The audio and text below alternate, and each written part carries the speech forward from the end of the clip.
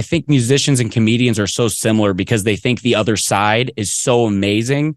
Live from the Willie Nelson and Friends Museum Showcase in Nashville, Tennessee. It's Music is Funny. Musicians talking to comedians about music and comedy. With your hosts, Raelyn Nelson and Jonathan Bright. Smoking, I'm so high, I keep toking, I'm drunk, but I'm still drinking too. Welcome back to Music is Funny. I'm Raelyn Nelson. And I'm Jonathan Bright from the Raelyn Nelson Band, back with another ridiculous and unnecessary intro. Bobby Jaycox. How are you, Raelyn? How are you, JV? Good, man. How you doing? I'm great, man. I am so good. My buddy Randy Cash here, he helped me out because I just moved into a new place and my roommate has a dog. Sweetest dog ever. Sleeps with me every night, but he yaps a lot. So I was like, can I come down the street? And so he lives like right down the block and they record a podcast here, Slop City. And the girl, actually, do you know Chelsea Lynn? Yeah. She, so I'm wearing Libby Higgins' shirt and she opens for her. And this is where they do their podcast, Slop City. Yeah. Well, you don't have to do that. Raelyn yaps a lot too. So yeah, to that on the podcast. Yeah. Thanks for doing this with us. I wanted to start off. Okay, so we start off every podcast by asking, what's the first music you remember as a kid? Remember loving as a kid, or what's the first music you remember happening around you? Very, very first. The very first. When I really try to think about it, because we only had like the same CDs at my house growing up. But I remember when I was younger, I remember there was a lot of different stuff, but like it was during the 90s. So it was like that Garth Brooks era. So it's just like, I remember all that. Like, I remember when I was a kid, I think Achy Breaky Heart was the song I would just consistently sing. It was in my head or whatever. So I feel like, I know you guys are from Nashville and stuff, but that was what I really remembered. And that was like the very beginning. But when I got into music, it started to be like AC/DC and stuff like that. I started getting a little bit of the heavier stuff. So where'd you grow up? I grew up in High Ridge, Missouri. That's where I lived until I started like doing stand up pretty seriously. And then I moved downtown to St. Louis, Missouri. Right on. How far away is that from St. Louis? Is it like 30 minutes or something? Like it's about 30, 45 minutes or something like that. Yeah. Which when I would ask people to come to my house, I would say High Ridge and they're like, I've never even heard of that place. So I'm not going out there. Like people are like, that place sounds scary. But it was an area called Jefferson County. And if you haven't heard of it, it's like the meth capital of the world. Like it's like, it was a very, very wild place for sure. I heard something that about St. Louis or Missouri area that maybe you can expound upon. Is it true that around Halloween, see, it's timely too. This is a timely thing. Is it true that around or on Halloween, when you go do trick or treat, you're like forced to tell a joke or something? Yeah, I heard. Yeah, Nikki Glaser was talking about that on her podcast the other day. That's where I heard it. Isn't that funny? Yeah, that's why I heard it too. And everyone else is like, no, they just give you candy. And even as a comic, you're like, yeah, I want to get candy. I don't really care to say the same joke over and over and over and over at each house because it's like you also can't remember that many jokes as a kid. You're like, man, I'm sweaty as this ghost. You're like, I can't remember all these jokes. But yeah, it's a normal thing apparently here, but everywhere else it is not. And I did it every time you would go to a house. They'd be like, you're not getting something until you tell me a joke. And you're like, for one Reese's, that seems like I should get a whole Snickers bar for these bits. I feel like so. It holds up the line and everything. Were there any kids in the neighborhood that worked blue? Oh yeah. Most of the kids, and they were the kids that would say a joke and then steal the candy. Yeah. No. And actually, around then they would call it worked boo. Ooh, I'm a pun lover. I found our sound effects thing just the other day. I had no idea there was He's sound like a toddler with it. He can't stop. Yeah. JB, do you not like puns? Because I know people that either love puns or when you hear it, you want to walk away He's just from mad the that conversation. I came up with it and he didn't. Probably. No, yeah, I do like puns. I like absurdly ridiculous humor. I love dark humor and I love completely silly humor. Silly, ridiculous. The Me very too. first thing we did when we were still working on music and stuff, we were like, we have to have some sort of content. And it was actually JB's idea. Yeah, we had just written one song and I'm like, well, we got to have stuff to put up because apparently we have to be on social media now. While we're writing songs, while we're figuring this out, right? So we came up with Pun with Raelyn Nelson and we would just do these stupid puns. I haven't put one out in a very long time. We probably need to get back on that. We did a bunch of them. Oh, I love, yeah. Anytime I think of one, I write it in my phone. It's like, it's just for nobody. It just makes me laugh and I love it. Yeah. Yeah, but I've heard so much from comedians that pun is the lowest form of like it's just the I least think it funny. depends on who you ask, though. I feel, you know what I mean? I feel like it does depend on who you ask, because I love them. If someone does it on stage, I love it. And you will hear comics be like, like they get so upset for some reason. You just got to work them in quickly. You don't want to base your whole act on puns, but Mark Norman is nothing but a pun machine. You know? Comedy.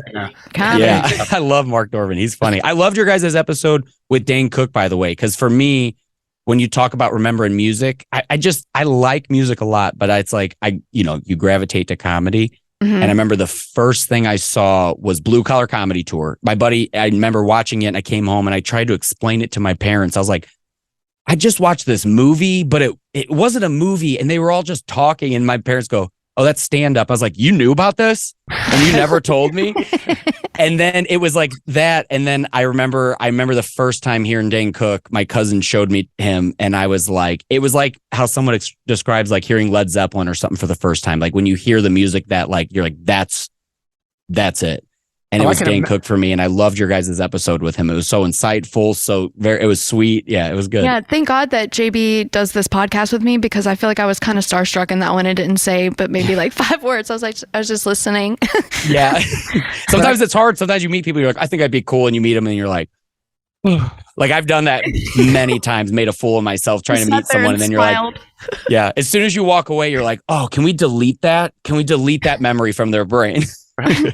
But wait, I remember us asking him what his vice was, and remember he said it was working too much. Oh yeah. Yes. I was like, if you don't smoke or drink, I was like trying to pull something out. I'm like, no, he just works too much. He's got something deep, dark like down inside. My weakness is that I care so much, too much.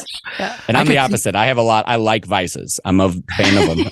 Same. But I could see how Dane would be huge growing up at the time frame you did, because he was, he was huge. The first in a while of the rock star community, probably since Dice, the first one that was big like that. For me, I'm ancient, so Steve Martin was like that for me. You'd Love see Steve Martin. Didn't make any sense, this guy in a hat and the arrow through the head, but massive following. And it seems like there's one of those, I guess maybe now it's Chappelle. And Dane would respond to MySpace messages, which is a new thing for the time too, Yeah. So that's what he said he did in a meeting. Like everyone who does something great has that one thing. And he goes, I just pulled up my MySpace and kept refreshing it and showed the manager how many people keep showing up. And I'm like, that is such a baller move. Like just to go in there and be like, I could show you, or I could just literally show you the numbers. And they're like, yeah, that's what we want. That's the thing we're searching for. Yeah. Smart dude. So you mentioned watching Dane Cook. At that point, do you go, I want to be a comic? And if you do, how do you start from where you are? Yeah, honestly, I mean, it was so new to me that like I only had heard him. I heard Eddie Murphy and like Bitch Hedberg. Like I only knew of like a handful of people. So it didn't even seem attainable to me. Like I was like, when I was a kid, I was like, oh, I want to be an actor. Cause I asked my mom, I go, how much does it cost to like, be in a movie? Like if I want to be Batman, how much does that cost? And they're like, my mom goes, actually, they pay you. And I was like, what? And she goes, yeah, kind of a lot. So I started thinking in that realm. And then I don't know when I started learning that like you could do stand up. But I remember like this kid from my high school talking, and he just said, he was like, oh yeah, I did like an open mic once. And I was like, what is that? And he just like, it slowly starts to click. And then I just like signed up on MySpace the very first time, signed up on MySpace through my friend's MySpace because my parents wouldn't let me have one. I was still in high school. And so I had to sign up on my friend. It was my friend Kim's. I'm like, I am not Kim. And I was like, I want to go on stage and do stand up. And I chickened out the first time. And then I graduated from high school at 19, and not at 19, at 18. But then at 19, like the next year, I went up and then did my first open mic. And it was the thing I had to do. I remember I had a girlfriend at that time who did not like stand up at all. I showed her so many people, and she was like, I just don't think stand up is funny. And I'm like, what? Swear to God, that was what she said. I am not kidding. She sounds like And then fun. After I did my first open mic, I remember laying there. We were just like laying. I was just like, oh my God. And I started thinking about how much fun I had. And she goes, did you get that out of your system? And I was like, not even close. Like it was like the first time you do it. I feel like I was hooked. Like I just like, this is what I want to do with the rest of my life for sure. Was that in St. Louis? Did you drive into St. Louis to do those, or was it? Yeah, I drove to the Funny Bone in St. Louis, Missouri. That's where I did my first open mic, and that's where I met like Nikki Glaser and all these people, all these comics who took like Nikki Glaser took such good care of me when I started. that she took me on the road, and I got paid like on the road with Nikki before I could really even break through at my home club, which is crazy. Okay, so since we're here, Nikki Glaser is my favorite female comedian. She's amazing. I love her so much. So I don't even agree with everything she says, but she can do no wrong in my book. I think I she's feel the awesome. exact same way. So please, do you have any cool Nikki Glaser stories that you're okay to tell me? Oh yeah. I'm a bestie, like yeah, absolutely. Yeah, she's very, very sweet. And when I first started in comedy, I was leaving the Funny Bone from an open mic, and there would be anywhere between sometimes like, I don't know, 20 to like 30 comedians. And there was people who were like on TV already, like Nikki was there, Tommy John again, Greg Warren, like all these big comics. And I was leaving the club, and when you first start doing stand up, you want to do well, but then you're like, oh, now I have to get in at the club. You need everyone to like you. You need to get along with people. And I'm sure it's how music is and everything. And I'm leaving the club, and I heard Bobby Jaycox. And I was like, I just kept walking. I'm like, there's no way on this planet any of those guys are saying your name. And I turned around, and Nikki was standing there with her mom, Julie. And she goes, Bobby, just so you know, you were my mom's favorite comic of the whole night. I was like, no, dude, all these people were on stage. And she goes, I know. And she's seen them all, and you're her favorite. And that's when Nikki goes, do you want to go on the road with me? And she goes, you can feature for me, which at the comedy club, it goes host, feature, headliner. I had like I think I'd hosted maybe one time, like an open mic or like a weekend. And she's like, I'll take you on the road with me. And I was like, Nikki, I've never done that much time. And she was like, you'll be fine. So she's like so important to me and where I'm at. And just knowing her is very sweet, because even during like, it was at the end of the pandemic, I was like practicing guitar, and I am not very good. But I got a message from her one day, and she's like, hey, what are you doing? She was back in town living in St. Louis. And she's like, come over and play guitar with me. So we hung out for a little bit and played guitar. And it's like, she's really good at guitar. And she's just like one of the most fun people to talk to. And we're both very high energy and can talk for a long time. So we talked for about, 3 hours, and then played about 4 songs. But yeah, she's great. I love Nikki so much. And she's just one of those people that whenever she hangs out, people will be like, oh, Nikki's my favorite. And as soon as they meet them, they're like relaxed, because she's like, I've never met someone who's exactly like they are on stage. Like, she is exactly like that. She doesn't ignore people. She's just one of the sweetest for sure. And I owe a lot to her. I would love to be able to repay her how much she's repaid me. Well, she actually followed me on Instagram like 3 months ago, and it's probably one of the biggest achievements of my life. Oh, it's a big deal around these parts. A big deal around these parts. It is. Yeah. So when you don't want to talk about Nikki Glaser anymore? No, it's fine. We can do I'll talk about her the whole podcast. I have no problem doing it. I have no problem. Away from that. But when she offers you that gig, did you have that amount of material? Did you have a leeway? Like, I got to start writing? It's a good question. Yeah. I guess I'm trying to remember. I've probably been doing it maybe between about a year to 2 years or something like that. I don't know. It was pretty fresh. I don't remember the exact time frame. But she asked me to go on the road, and I definitely thought I had the time. Like, it's kind of like when you're like a kid and someone's like, you think you could lift that? I'm like, I could probably lift that. And I was like, I remember being on stage and definitely bombing many moments that whole weekend, but still just trying to fill my time. And Nikki could not have been cooler about it. Like, I would get backstage, and she was like, yeah, maybe don't do that joke that keeps not doing well. Like, maybe do anything else. And she wasn't mean about it. She was just like, yeah, just maybe do that. And so she helped me, and we like talked that weekend about stuff, and it gave me the ability to stretch. And I think music, anything you do, there's always something that you think that you're ready for and you're not, but you have to do it to know what that feels like. So I feel like she set me on a good path, and it was great, because being able to open for her on the road made me realize that whole world was possible. Like, I was like, I had no idea how to work the road. So I got to go there. And at the end of the weekend, she comes up to me and she goes, did you get paid yet? And I go, no. And she grabs, she's like, come with me. And I was like, why? I was like, I'll just get paid later. She goes, if I leave, they will not pay you. And so I was like, really? So she even made sure that I got paid and was taken care of, because I would have been like, oh, Nikki, I'll do the show for free. She's like, I know, let's go get you paid. So she means a lot, and she takes care of people all the time. Really, really does. Yeah. So did you catch any heat from the local comedians when you got to go out that quickly with Nikki Glaser? Was there anybody? Probably behind my back. Probably behind my back. That's how comics are. But to my face, they're like, dude, that's so cool. And then I'm sure they were like, oh, God. They were probably not very happy. But yeah, I never really get too much flack. I get along with pretty much everybody. I feel like there's a lot of comics who have bad attitudes, and I'm like, I don't. I have opinions about things that I'm like, I don't like that, but I just choose to be happy. I don't know. I feel like I'm the luckiest guy to get to do what I want, and it's great. And I love this podcast idea. Someone's asked me like to do a podcast. I was like, the only one I'd ever want to do is just like, I think musicians and comedians are so similar because they think the other side is so amazing. Yeah. And I don't know. I think it's cool. During the pandemic, I started practicing my guitar more and more because I couldn't tell. You can play a song and be like, oh, we're going to rock this joint tonight. But you could write a joke and go on stage and be like, wow, I could not have been more wrong about that. And it's weird. You can't know it. So during the pandemic, I couldn't tell jokes to my wall anymore. So I started practicing guitar, and it's fun. It's a fun thing to practice. It's hard. It's like anything, doing your 10,000 hours. And it's just, it's crazy. Also but the same thing, like you said before about just doing it before you're ready. It's the same with music. You have to, I was not ready to play in a band, but we just jumped and did it, and got better as we went. I got better as we went. And just like comics, you learn, like you were talking about, different crowds, whatever, broken strings, PA sucks, whatever. You don't know how to react to that shit until you get out there and go through it. And that's what the whole first part of being in a band, or I would assume being a comic, is.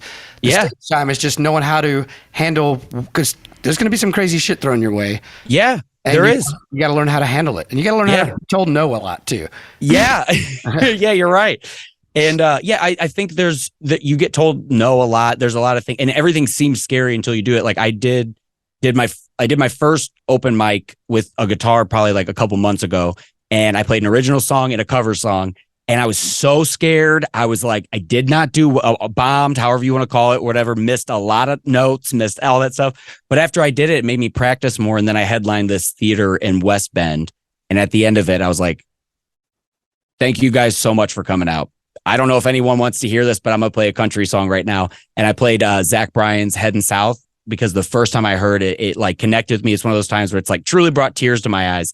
So I was like, I'm headlining this theater, and I was like, I'm going to play this song at the end. And people liked it. It was cool. So it's something that I've been practicing more and more, but I love demystifying this stuff, like all of this stuff. Like, I think it's such a beautiful thing to be a comic. And when I talk to a musician who wants to be a comic, I'm like, you should totally try it. And they're like, I couldn't do it. I'm like, you totally could. I think everyone should try it. I think everyone should do it at some point, because it's exhilarating and you learn a lot about yourself. It's great. It's a beautiful thing.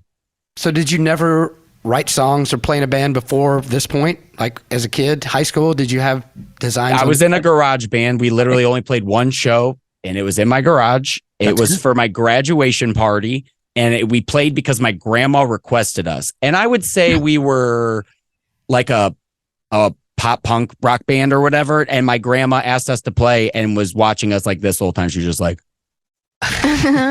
did not love it. And that's the one and only show we played. So do we have a band name? We always like to ask that. Oh yeah. We were One for All, dude. Really trying to make a statement that doesn't make any sense. Yeah. We had our first song. You want to know our first song was called Hometown Heroes. We had my buddy wrote a line where he's like standing in line time after time. I'm like, dude, we haven't played one show. We've never seen a line for any of our shows. And our first song is how we're Hometown Heroes. We were very full of ourselves. Very, very, very juvenile in that way. I love it. That's not bad. That's great. And going back to the pandemic thing, it is weird how, like you guys, when you're doing comedy, when we write songs, or if we want to practice or what, I can sit there and jam by myself. I can practice the guitar. I can sing the song. You don't really know if it's great until you get it out there, but you guys can't even really, I guess there's some people that stand in front of the mirror when they're first starting, but comics, I can't imagine, are sitting, pacing their room, doing their act. You have to kind of be in front of somebody to even do it. There's no jamming. Get together a few comedians. Let's get together and jam, You're right. Yeah. And it is funny you say that, like looking in the mirror, whatever. That is how you start. Like, it's same thing with music. Like, you don't know, you're like, how do I prepare? Like, what do I do? Do I need to write before the show? Do I need, do I pace? And I would my favorite band is, they're from St. Louis. It's Story of the Year. And my buddy came over to he's like, I'm going to do this documentary on you for my college thing. I want to see you before, during, and after your show. And I would write my jokes into the mirror, while looking at it. And then I would also watch the video of the Story of the Year guys, because they go crazy. They have wild, fun shows. They're kind of like the Jackass dudes. Right. And it's so I'd watch that, and it would just loosen me up to be like, just go up there and have a good time. And you start to do that, and you prepare like that. But when you're by yourself, you think something's really funny, but it's different than music because you need the audience to tell you for sure, like if that joke's good or not. Like, if a song is in tune, but you don't know if a joke's finished until you try it. You have to try it multiple times sometimes to like figure it out. It's crazy. Yeah, and the fact that you're writing it in front of people a lot of times because you're changing stuff and moving around. It's like us sitting around and go, well, I got a first verse and a half a chorus. Let me go up here in front of some people and I would never do that. See how it works out. Yeah, you would never improvise a song on stage. Not unless that was part of what the plan was for the evening. Like, hey, we're all going to get together and do this. Not at a show. I would never hey, what do you guys think of this song we're writing? Here we got a verse and a chorus. But that's the general process of comedians. It sounds ridiculous for us to go up there with a half finished song that we don't even know where it's kind of quite in and sort of work our way through it there. No. And that's what you guys do. Or a lot of people, that's how they write. Also, songs evolve over times too, like jokes do. Yeah. That's true. Yeah, they definitely do. I have jokes that I did during my special that afterwards, like I already have different tags for like different jokes. Like it's constantly evolving. Like there's definitely times you do it the way that works. But if I'm having fun, I definitely change the shape of it and the form and how it looks and everything like that. And that's part of the fun to me because I want to have as much fun as the audience is having. Like I don't want to just be up there just reciting an act. I want to be up there like having fun with them. So if we go on a tangent, I'll take the audience wherever they want to go. I love improvising on stage. I've been on an improv team. It's like, I love doing that. Absolutely love doing that. Can you see yourself doing shows where you're playing your guitar and singing and then in the middle of the songs, or not in the middle of the songs, but in between songs, you would tell jokes? Can you Sure. I actually did that when I first started. It was one of my first times I had broken up with an ex, so that's like the perfect time to write songs. So I tried to write this song, like kind of making fun of how we broke up and all this stuff. And I went on stage and did that. And I called my buddy on my way home. He wasn't at the open mic. He's another comedian. I go, dude, I just played a guitar on stage. And he goes, I know, I already heard. And I was like, oh, it's that bad. Like comics do not like when you do that. But I'm the same thing with puns. Like I could see myself doing anything on stage. Like I could see myself bringing a guitar out or whatever. Like that's what I'd like to do is like end my shows with just like something very different. Be like, hey, here's a song. Hope you guys enjoy it or whatever. But I could see myself doing more like songs in the middle and stuff. Cause I mean, I love Bo Burnham. I love Weird Al. Like Adam Sandler does all these like people want to make fun of it. But then Lonely Island does something. You're like, wow. But okay. So would you do like serious songs that you've written though?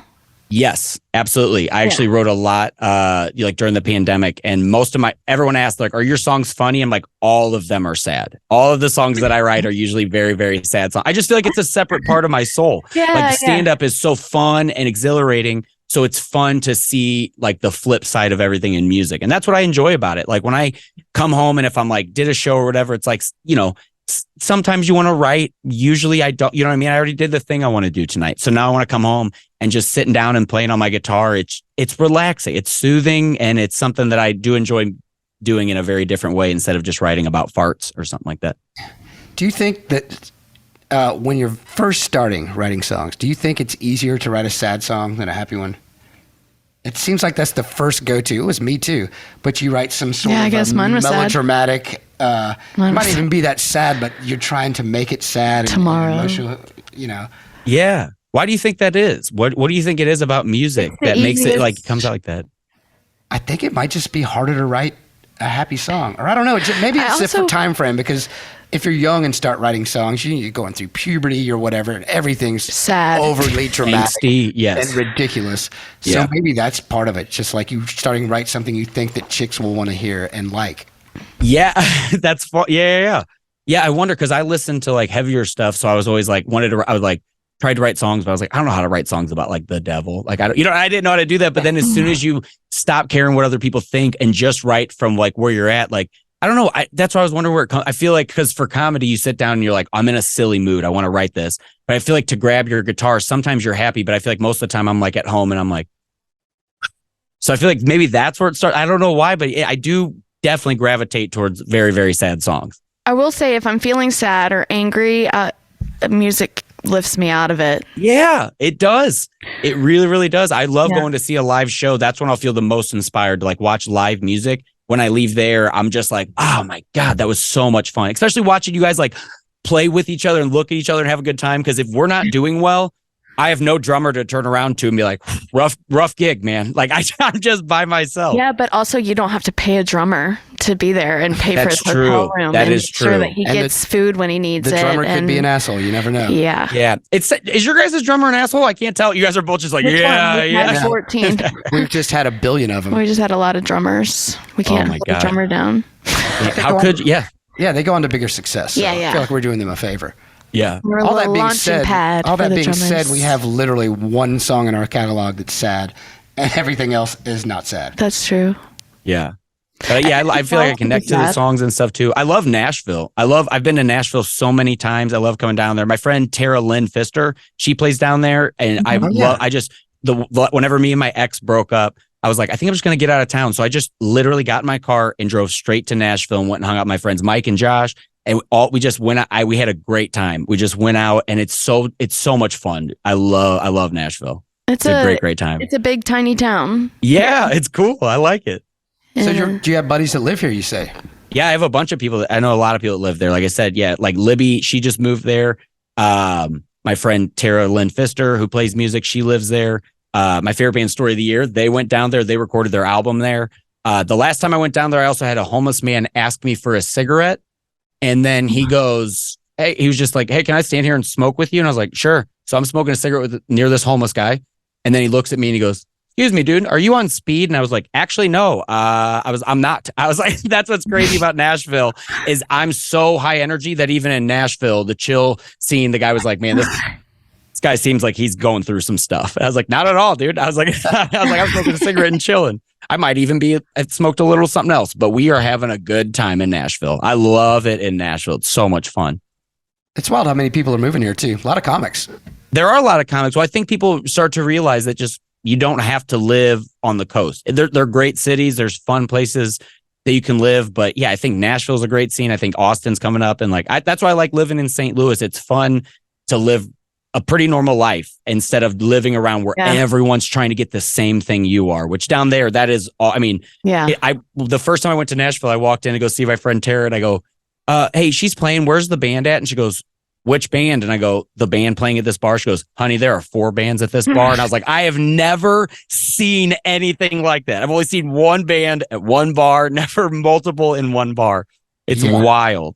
We are stuffed with high class musicians. That's for sure. You are. Yeah, you very much are. Yeah, you guys have a lot of great people down there. Yeah. But I think a lot of the allure is no sales tax or no income tax, number one. And number two, we talk about it all the time. For a place to tour out of, Nashville is fantastic because within 8 to 10 hours in a circle around, you can hit all kinds of places. I drive to shows, and that's why I tell people all the time. I'm like, go left or right, and in 2 days you are on the coast, and it's like that's what I like about it.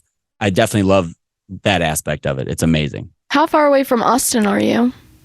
I don't know. I did Cap City a while back, but I have not been down there. I think I don't know without looking it up, probably like 10 hours, but I'm pretty good at driving. I've driven very far in a very short amount of time. I prefer that to flying, honestly. I prefer having my car and just driving around. Yeah. It's so much, I don't know. I like having my stuff with me.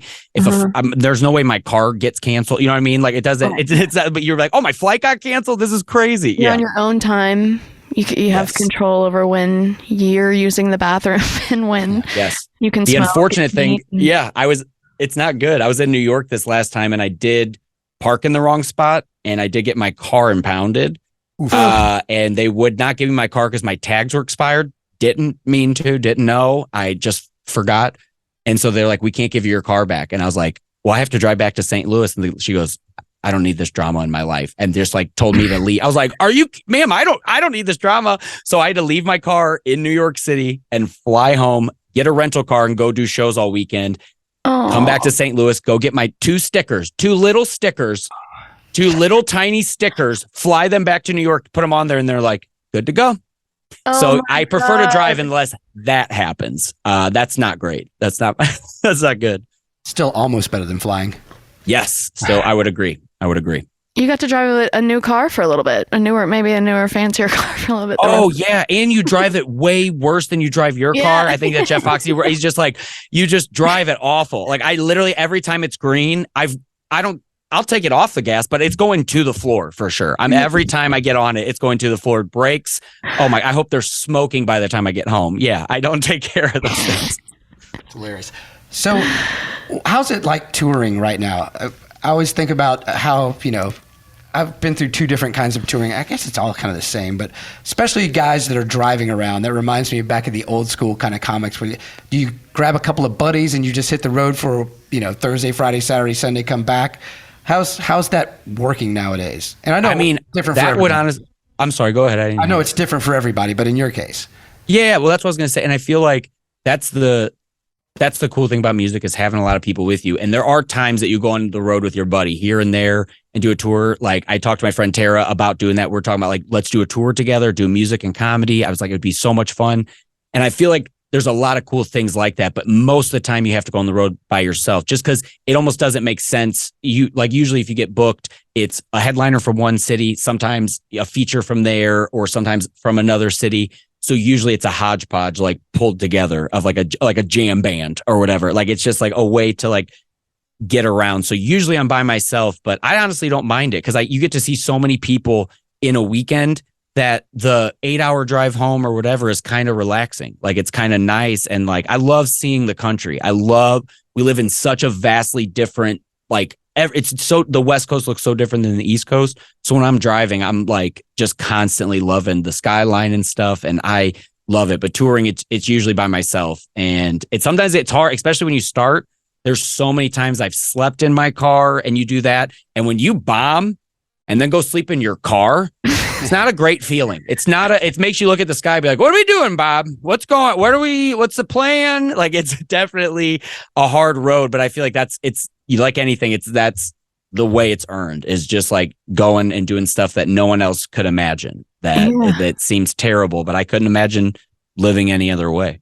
And honestly, if you're like us and most everybody, the stuff you really remember are the horrible gigs. I mean, those are the strange shit. It's never like that was the greatest gig ever. I think Stanhope said there's only one of those, but you have a plethora of all these other. He's like, you just go for the stories, man. That's what that's what the fun is. Yes. When you first bomb, it's kind of like breaking up with someone. Like when your first breakup happens, you're like, I don't even know if I can go on again. And then you start to do it, and it's just like bombing. After you bomb, you learn to do it, and then you're just like, oh well. And then you just get off stage and you put it behind you, and you realize that you're so lucky to do this thing. You're so lucky to get to perform and do this thing that you love. Yeah. And it gets easier over time. It gets so much easier.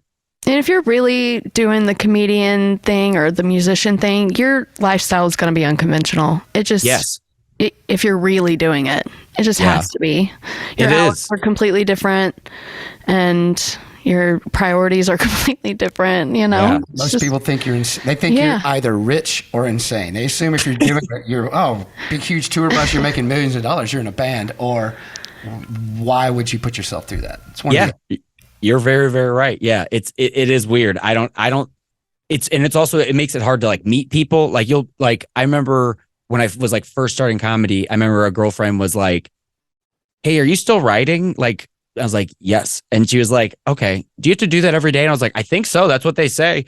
And then I remember I was like, I think I'm gonna go to another open mic. She was like, do you have to go like to him like all the time? I was like, yeah. And she just didn't, that's just not her way of like life. She's like, I don't understand that. Or like staying out super late. Like some people just couldn't do it. Like some people, it doesn't make any sense to them. When the sun goes down, they start to like turn their lights off. And I'm like, that's when we all wake up. Like that's when we're doing our stuff. Yeah.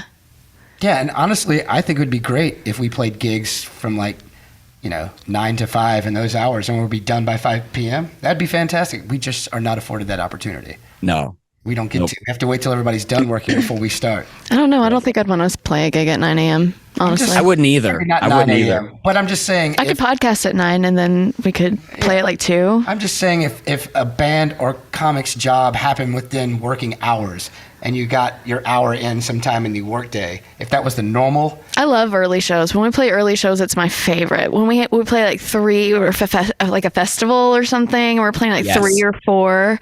It's the best because you're like, oh my God, we're just going to party after. We're all going to be in a mood. We get a reason to day drink. Yes. And I mean, I love those things, but those are few and far between now. That's for sure. I was at there was a festival in Cincinnati called the Ohio is for Lovers Festival. And it was like this pop punk festival, a bunch of people playing. And we went there and all of the bands who were the happiest were the ones that were like done by 5 p.m. They're just like, let's go. And all the other bands are like stretching and like getting ready to go up. And all the other guys are like, can't wait to see your show. And they're like, I know, we can't wait to play either. Like they're excited, but you're like, when you're done early, that is nice. Same thing with comedy. Like once I get off stage, like if I'm featuring for someone and then someone's headlining, it is nice to just go and enjoy the rest of the show. Yeah. You know what I mean? Like you get to sit back and just watch it. That's really relaxing. Yeah. And plus before a show, I don't like to talk to many people just because you're going to give all your energy on the stage. Yes. So, and also just to protect your voice for a little bit, but you're going to give all this energy on the stage. You don't want to give it to everyone beforehand, but I love hanging out with everyone afterwards and meeting everybody. It's my favorite part. Absolutely. Yeah. I think doing comedy is great, but hanging out with like-minded people afterwards is why you do it. Like if you could just go do a show and go home, I maybe as I get older, I might be into that, but I love the hang afterwards. I love sitting and talking with comics. Like that's when the real jokes start. That's when people really start getting into it. Like it's fun. It's a good time. Yeah, for sure. Yeah. Post show, but that's the drag of the late show is because you're still going to hang out afterwards. So it just puts you into Yeah. 3 a.m. as opposed to maybe getting to bed at 11:30. Yeah. Which as a singer, it's already you late. can't really go to bed at 3 a.m. and expect to play a great or sing a great show the next night, or even play. Like it affects playing too, the energy levels of the next show the next day. So Well, the problem is, I'm sure you guys, or maybe not, but when you get done playing, it's going to take 2 or 3 hours before you could even go to sleep. You can't get done playing and go jump in the shower and go to bed. At least I can't. No, you have so much like adrenaline or like anxiety. Well, everything's pulsing through you that after the show. Yeah. I've never thought about it like that, but I've never ever gone to bed immediately after. There's some cities that are so fun. Like in Philly where I shot my special, the staff there, the club at Helium in Philly is so much fun. And I don't think all of us went to bed before the sun came up any night that I was there. And I was there all weekend. Like that's just what you learn to do. You learn to stay up that late and enjoy it that much. Yeah. yeah. For sure. Let's talk about your special. Yeah. It's coming out October 29th. It is called Fast Food Fireworks. And I'm very, very excited. It's a lot of stuff that I was wanting to do like before the pandemic. But then after the pandemic ended and stuff, I was like, I got this opportunity and I was like, absolutely, let's shoot this. So it's a lot of jokes that I'm really ready for my next hour. Like I'm really ready to do the special after this. And I'm excited for this to come out and for people to see it. And it's my first one. I've never shot a special before. So This is really, really exciting for me. I'm excited. Are you nervous? It's got to be a little nerve-wracking if it's your first special. You know what's weird? I didn't expect that. I thought like when I was a kid, if someone told me you have a special coming out, you'd just be like, oh, cool. And you'd be so excited. You'd be like, that's what I do. And the anxiety beforehand, like I'm editing it. I'm not editing it myself, but I'm going through and making notes for the editor, looking at everything. And when you start to scrutinize your set over and over and over again, yeah, there's definitely some days where you're like, I'm really ready to not have to do those jokes anymore. You've watched them so long and I'm like, maybe music's the same. I don't know. But it's like, after you hear a song over and over, does it eventually lose its like pop or its fire to you to where you're like, is this good anymore? Yeah, well, especially when you're in the creation of it, like you're talking about when you're editing, and I wonder if this happens to you, like if I'm mixing one of our songs or anybody's song, it goes through the same process. You get it going, this sounds great. And then you keep working on it. Then you're sitting there and go, God, this sounds like shit. And then you walk away and you come back and you just right where you left off and go, this sounds pretty good. A few more tweaks. Like you go through that whole thing. At some point, it sounds like shit. Yes, it always does. I mean, you're right. And it is the same with jokes. There are times as you develop a joke where you'll start to say a joke and you'll almost just zone out. You'll just be like, I'm just going to rehearse this joke or whatever. And I try to steer away from that because I'm like, if I'm not having fun with it, they're not going to have, you can't trick them that much. Like I don't think a guy who was doing magic who didn't like doing it could continually like entertain people if he wasn't into it. If he was just like, I'm going to make her disappear. Like, you know what I mean? Like you have to want to do the thing that you're going to want to do. And yeah, but it does feel like that, but I'm really excited to, I'm excited to continue. And I have I'm going to be in Springfield, this coming weekend. And I have a couple more weekends to do this out, to do all the material that I've done on this. Yeah. And then once it come out, I'm going to try to really start pushing for all the next all And the that's next stuff. exciting, right? Yeah, Yes. my favorite song to play on stage is always the newest song. Yeah, that's funny you say. I feel the same. I'm the most excited about, even if it doesn't go well. I'm like, that's okay. I just felt I was so much like I had so much excitement fill me to try that thing tonight. Absolutely. Also, y'all know when you were talking about listening to your special over and over and listening to all the jokes, you know, when you focus on one word and one word does after like saying it 10 times, it just sound like doesn't you're saying even it right. Yes. yeah, you're like, is that the right word even, or is it a word? Am I mixing? You know what I mean? So imagine, I just picture like listening to yourself going over and over and over and over and over, and you're like, wait a minute, are these words? I would get jumbled up in that, I think. Absolutely. And there's a word that I fumbled and it's in there. And I was just sitting there. And as soon as I fumbled the word, every time I watch it, I feel like I'm watching like an old football game. And I'm just like, I'll never forget the time I fumbled the football. Like it's me. It's like, no, I can't believe that I did that. But I try to also back off. And there's people that I watch and specials that I've watched, and all these comics say the same thing. It's like, you really think so much about it. And then it's out in the world. And then you're like, oh, that's okay. And you're ready to move on to the next one. So I'm really excited for everyone to see it, and I hope everyone checks it out. I have a lot of stuff that I've talked about for a long time that I'm really ready for people to see. It's cool. And where do people watch it? It's going to be for free on YouTube on Helium Comedy Studios page, and I'm really excited. You should check out. There's so many other great specials on there. They have John Doerr. His special just released. So funny immediately. And he was one of the reasons that I was like, I want to do my special with them, because I saw him on their page, and I still think he's one of the funniest comics ever. It was him and Alonzo Bowden were the two guys that I was like, oh, I would want to be a part of this, which I'm sure it's the same with like a record deal where someone's like, you're like, oh, if they signed AC/DC, I'm going to go with that label. Like I'm going to go with them. Sure. So I feel really good with the decision to go with them, and they treated me great, and I had such a good time in Philadelphia, and it was my first time there. So it's kind of weird to perform in a city at a club that you've never been before, and they're like, hey, do the most important thing you've done so far. And so it's wild. Yeah, that takes some balls, man, stepping into because most people doing a special, they've got a crowd that's all there, their favorite place to play or something like that. To step in raw like that, that's wild. It was wild. It was very wild. And but I always feel like I like the nervousness of it, because sometimes if you're too set up and you do the same thing all the time, it can feel a little complacent. So if I'd have done it like at my home club, I wonder if that would have felt the same. And getting an honest reaction is good, instead of like if you have like a bunch of friends come out trying to cheer for me. I'm like, I want an honest reaction on these jokes. I want it to feel like how the people at home are going to feel just watching it on their phones or TV or however you watch it. Yeah. I was just about to say that might be a more honest interpretation of seeing a comic in a club, with the just there to watch comedy, but reacting to him the first time. That's kind of a cool concept, really. It is. And there's so many people who watch it from home. And I feel like there's a lot of great specials that are on like, in theaters and stuff like that. But I still think the best way to see stand up is live in a comedy club, like going out. Like I always want people to watch my special, but more than anything, I want them to come see me live, because there's never a show they're never the same. They're always so fun, and it just feels electric. Like people will come out, I'm like, who's never been to a show before? And people will clap, and I'm like, how have you never came? That's wild to me. It's like, it's like never like, oh, I just never gone to a concert. You're like, how? It's so important and it's such a release. So I love doing it. I love meeting people after the show. I feel very fortunate for where I'm at right now. And when I go see comedians and then I watch their special and it's, what they did for the show that I was on, I'm always like, oh, this is way better when it was live, even though it's great. The specials are great.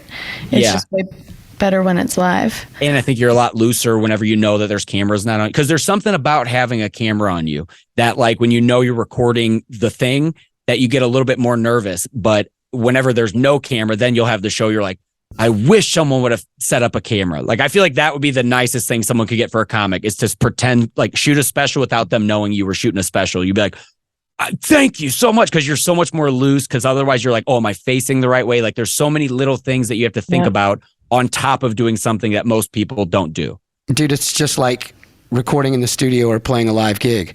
In the studio, you might be a little more reserved. You want to make sure it sounds good, and you're concentrating on this, that, and the other. And when you're playing live, at least us, maybe you miss something, maybe you don't, but it's the interaction, and that's just art like that is best consume Yes. live for sure. And you're right. And I do wish we could be in the studio with it where I could like re-put on the headphones and I'm like, okay, time me in. Okay. All right. Have you guys ever noticed? We got it. Like, I wish I could change the audios on times where I'm like, I was a little out of key there. Let's try it one more time. Did you do it the way where you do 2 shows and then splice them together?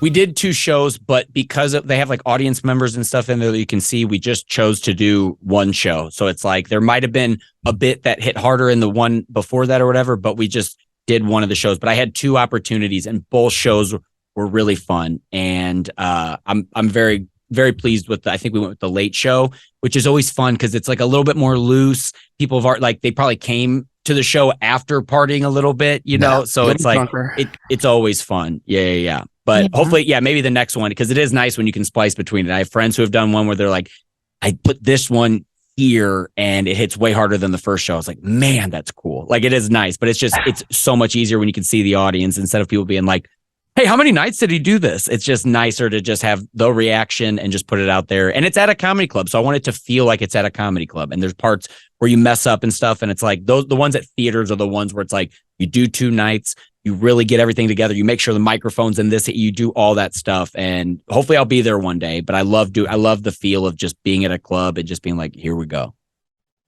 That's badass.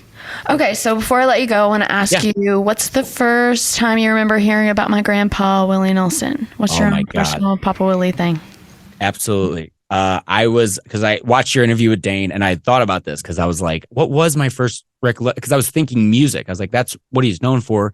But I was born in 1990. So I think my first you would hear songs from him, but no one told me, like, I didn't grow up in like a very musical household. Like, people wouldn't be like, do you know who this is? And like, show me where music came from. Like, I had no idea. And so I think my first time I saw like your dad was just like in the or your grandpa is in the zeitgeist of just like, he's just around and you just see this guy. And I remember when he clicked for me was, I think, Beer Fest is at the end when he walks out and he's high. Because I remember being a kid being like, oh, that guy smokes pot? That's really cool. That blew my mind. And then I started getting into him. And when my grandpa passed away, my grandma was like, I want you to have some of these records, because he loved, like, right before he passed away, I would go over to his house and we'd listen to records, and he bought me like a record player. And she's like, I want you to pick through some of these. And one of the ones was The Troublemaker by Willie Nelson, which I listened to today while I was getting ready this morning. It was just, he's an amazing person. And you are too. I cannot wait to come see you guys live. I can't wait to come see you guys play live. Same. You have to let us know next time you're in Nashville for sure. Yeah. Oh, I will. I come down there on a whim a lot. I do. I actually, yesterday I had too much to do, but I was like, you know what? Maybe I'll just drive down there. Let's go do it live. I was like, let's drive down there. But I will drive down to Nashville in no time. I've driven down there so many times. I love it. It's always a good time. So I can't wait to come see you guys play. Awesome. Okay, awesome, man. Thanks again for doing check this, out brother. the special, and I'll let you know. Maybe we'll put it out the week of the specials to help For promote sure. the 29th. You said October 29th? October 29th. Yes. Cool. All right, I'll be in touch. And All right. Well, I appreciate it. Thank you so much, JB. Thank you so much, Raelyn. Thank you, man. guys. Thanks for doing this. This was great. It was awesome. You're welcome. Have a good night. Bye, guys. Bobby Jaycox is my favorite comedian. He was fun. I like that guy. And he's coming to Nashville sometime. I think we're friends. We're going to hang out when he comes to Nashville. Anyway, enjoy your groceries. Don't be an asshole. I know your mama's name. Enjoy your cigarette. Did we cheers yet? Wait, this?